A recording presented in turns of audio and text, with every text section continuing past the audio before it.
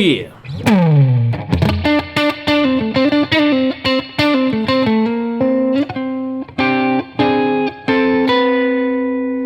Ladies and gentlemen, Michael Palmisano here, back on Guitar Gate. Hams 30 hits me with a little Johnny Marr. How soon is now? Said, Mike, it'd be cool to hear your take on the chords in the solo section, which has some arpeggio stuff and other chord variations. Love Johnny's style. Cheers, Will. I don't know Johnny Marr. I don't know if I know the song. Here you go, Will.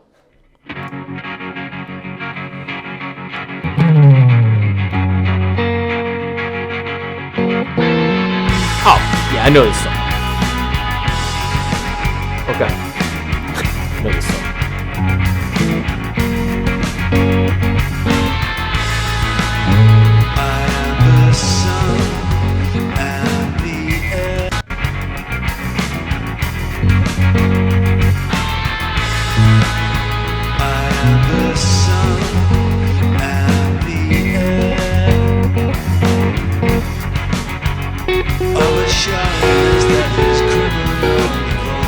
What is that piece? All right, Capo, second fret, F sharp, boatloads of tremolo.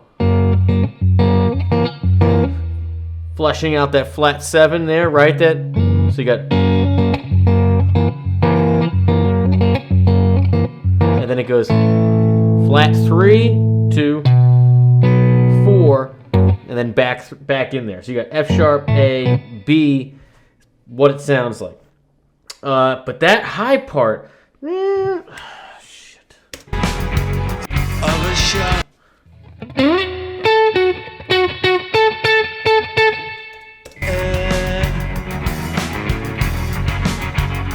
Of a shyness that is criminal.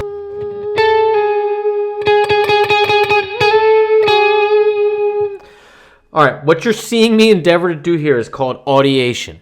This is when your educated guesses are not working and you try to isolate notes using your voice and then try to just kind of put the rest together.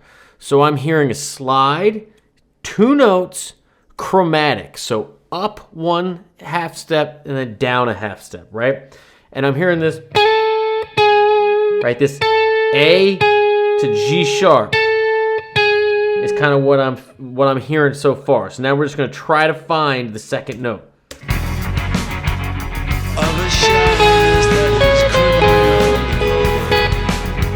All right. So we got. So I think. So my guess is a piece of A major, A and C sharp to G sharp and B, because we have an A major here. But since it's a slide, it could be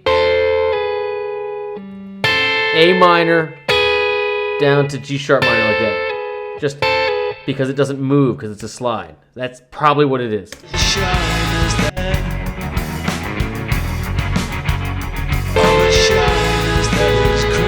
Yeah.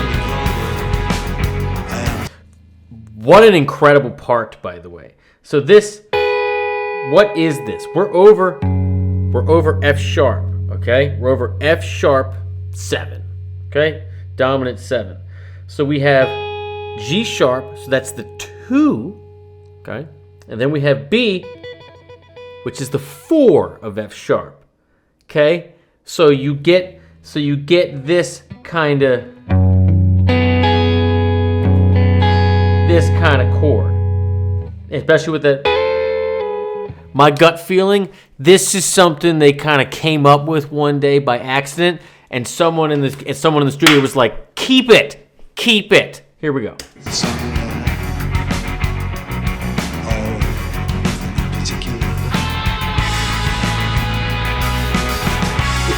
Yeah, listen to the bass.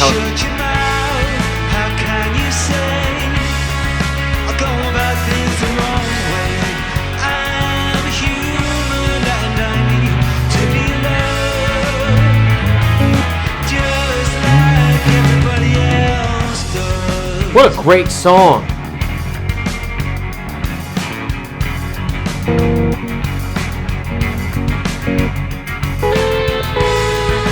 Such a great part.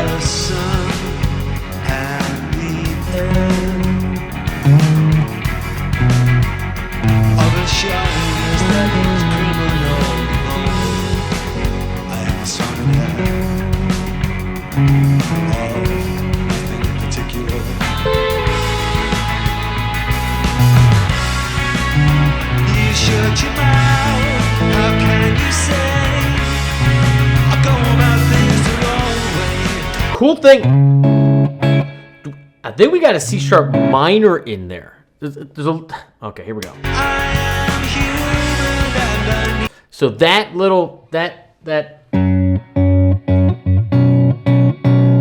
such a cool sound, right? So you got this B add 9 kind of vibe. Maybe I'm wrong, but very neat. to be loved, just like everybody else does. So British. It's so British. I would never do chord changes like that, but those little half measures.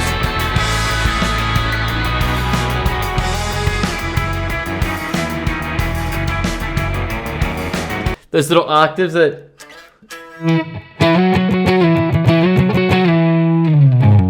Right?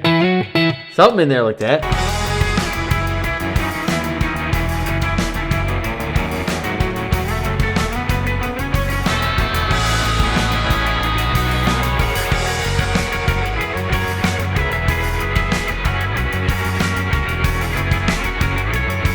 I feel like it's a lot of,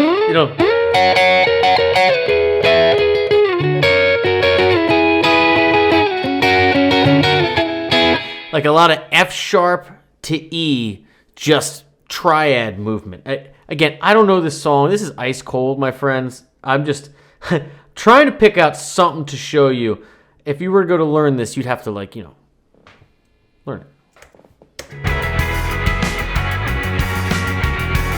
Like that. Right? Just kind of sounds like that.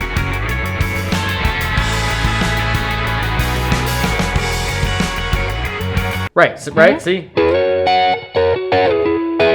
Right? It's just F sharp major to E major triad. Implying the same thing, or doing the thing you were implying before with the just lifting the pinky up to get from F sharp to E, right?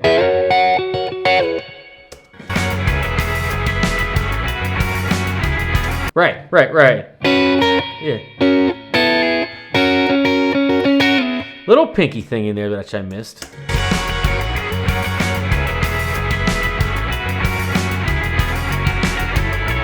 Yeah.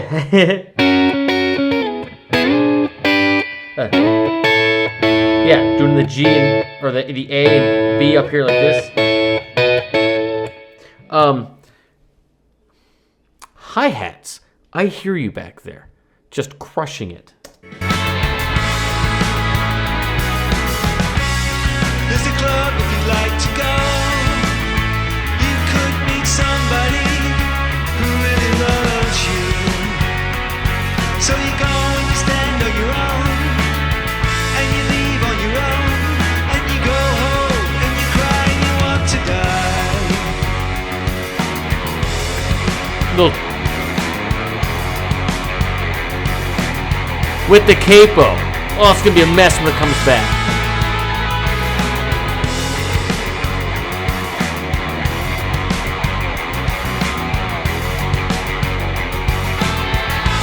What a great part.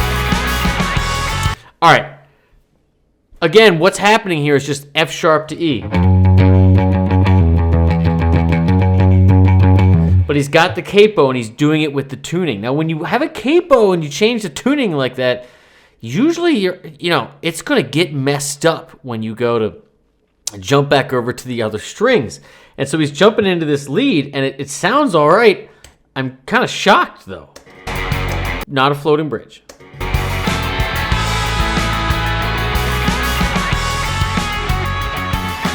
I love the part.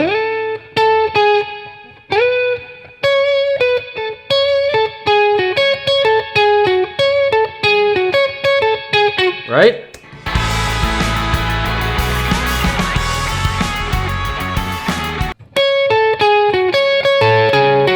All right, so here's your F sharp. We're thinking F sharp minor, okay? Right? So you got this 5, flat 3, 2, 1. Now what makes this cool is the amount of bleed he puts into these notes. It's not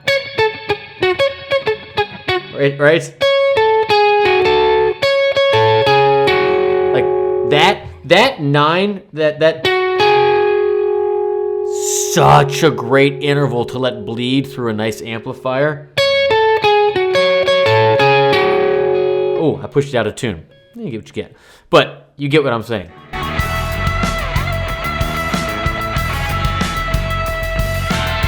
Woo! So, again, there's your E, right? 12th fret. Now, so the whole solo, the whole song, the whole theme is F, F sharp to E, F sharp to E. Now he does this little, has that little.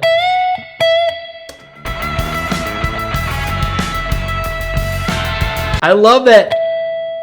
They go, I can't do it, but does he like, you see him jump here, but again, the capo has changed. I hope this doesn't go over anybody's head. Stay with me. The string rings from here to here, okay? Here to here. In a full string length, okay, you have your easiest playable harmonics at 12, right? 7 and 5. If you were to put a capo here, you're shortening the string length from here to here. So now your harmonics are not going to be 12, 5, and 7. It's going to be 14, 9, and 7. Or 7 and 9. 14, 7, and 9. So it's going to be, you know, here, here, and here, right? So if I do...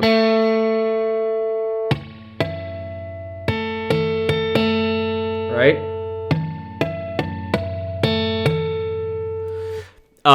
So because he has that capo, he can get that. But the point is, the sound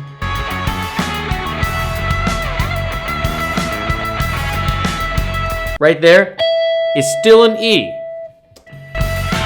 But he got that, right? A quick jump up to F sharp by pushing it behind the nut. Very cool. Motif again.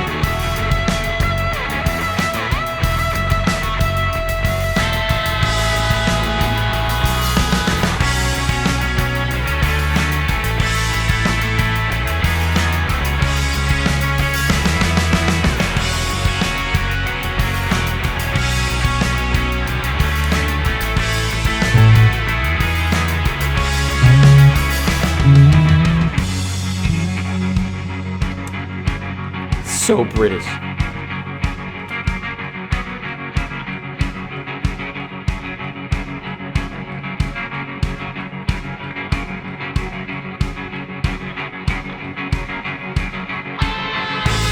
Love that. The slide cues it back in.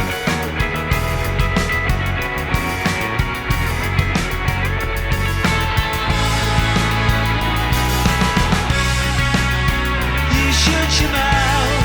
How can you say I'll go about things the wrong way?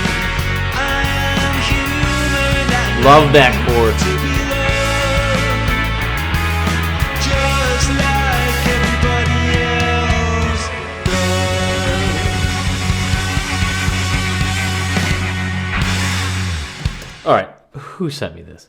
Hams30 or Will. Will, thanks for being a member on GuitarGate and pointing this to me. Didn't figure out the chorus. I'll have to go back and do that. That didn't happen. I'm trying to make these videos shorter. But we got that cool part.